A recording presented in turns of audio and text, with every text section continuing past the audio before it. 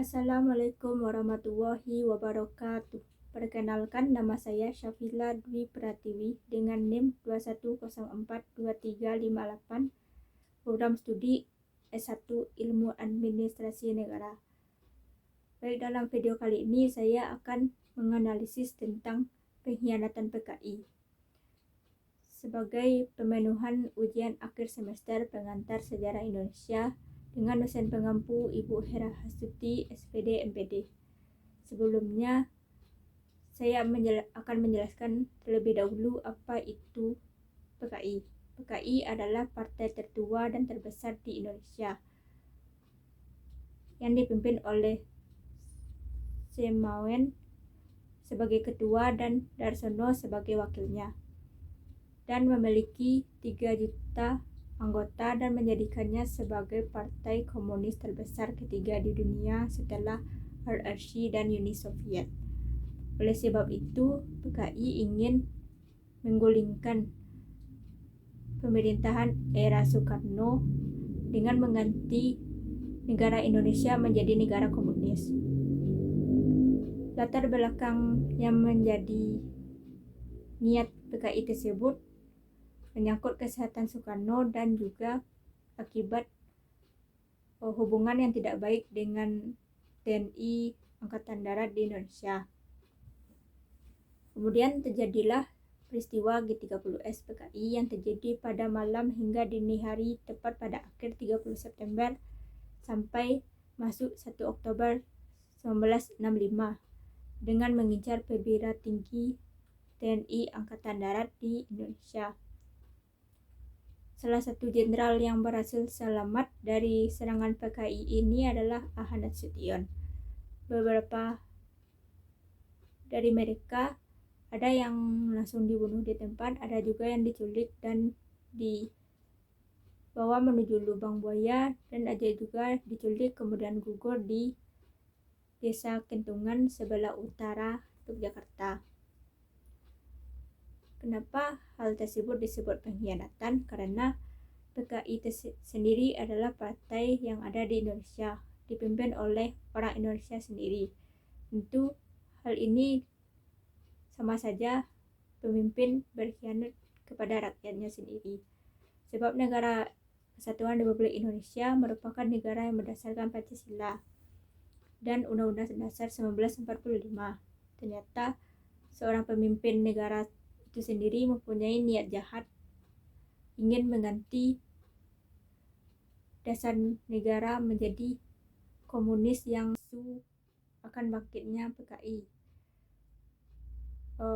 Beberapa itu disebabkan karena beberapa peristiwa yang tengah terjadi di Indonesia yang mengarah kepada kebangkitan PKI itu tersendiri, seperti tenaga kerja asing di Cina semakin banyak di Indonesia. Kemudian ketergantungan Indonesia terhadap vaksin COVID-19 dari Cina. Dikhawatirkan hal tersebut akan berdampak buruk terhadap Indonesia. Akhir-akhir ini banyak ulama yang ditangkap dan serangan kepada para ulama, yang akhirnya banyak orang beranggapan bahwa Presiden Joko Widodo mendiskriminasi orang Islam dan melindungi umat non-Muslim. Dan ada juga upaya keinginan mengganti Pancasila menjadi Trisila dan munculnya Perpu Ormas dan jika PKI ini benar-benar akan bangkit kembali, apa dampaknya? Tentu dampaknya akan membahayakan kedaulatan Indonesia, seperti tidak ada lagi demokrasi, tidak ada lagi menganut agama, dan tidak ada lagi persatuan antar bangsa. Diketahui Indonesia memiliki aneka ragam budaya, bahasa.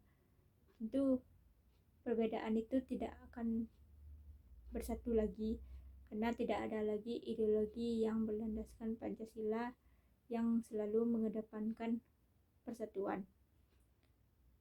Dan akibatnya terjadi kesenjangan ekonomi dan kemiskinan merajalela dan pengangguran di mana-mana. Kemudian orang yang berperan besar dalam kebangkitan PKI ini adalah orang beranggapan adalah pemerintahan Presiden Joko Widodo saat ini. Dan selain itu, sejumlah pertemuan, seminar, dan simposium di tingkat nasional atau internasional yang diadakan oleh kalangan advokasi HAM juga turut meningkatkan kecurigaan. Sekian pembahasan mengenai PKI menurut saya, dan setelah ini saya akan mencoba mewawancarai 2 orang dan bertanya kepada mereka apa yang mereka ketahui tentang PKI. Sekian dari saya. Terima kasih. Assalamualaikum warahmatullahi wabarakatuh. Baik, di sini saya sudah bersama dengan Ibu Rina, dan mari kita coba tanyakan bagaimana atau apa yang Ibu Rina ketahui tentang PKI. G30S PKI adalah suatu pengkhianatan yang paling besar yang terjadi pada bangsa Indonesia. G30S PKI merupakan gerakan yang bertujuan menggulingkan pemerintahan Presiden Soekarno dan mengubah Indonesia menjadi partai komunis. Gerakan ini dilakukan dengan menculik para perwira tinggi dan perwira pertama Angkatan Darat. Jadi itu saja yang Ibu Rina ketahui? Iya. Baik, terima kasih. Baik, di sini saya sudah bersama dengan Devira. Mari kita coba tanyakan apa atau bagaimana yang Devira ketahui tentang PKI. Silakan.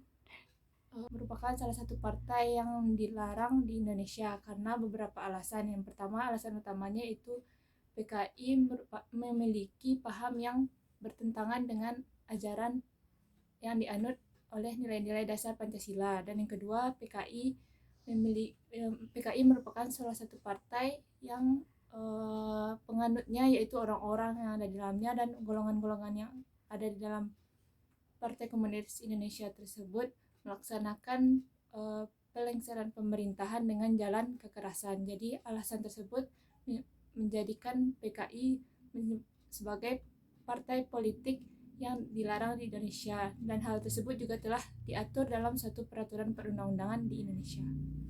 Sekian, terima kasih. Jadi seperti itu ya. Banyak sekali pengetahuan Anda ya tentang PKI.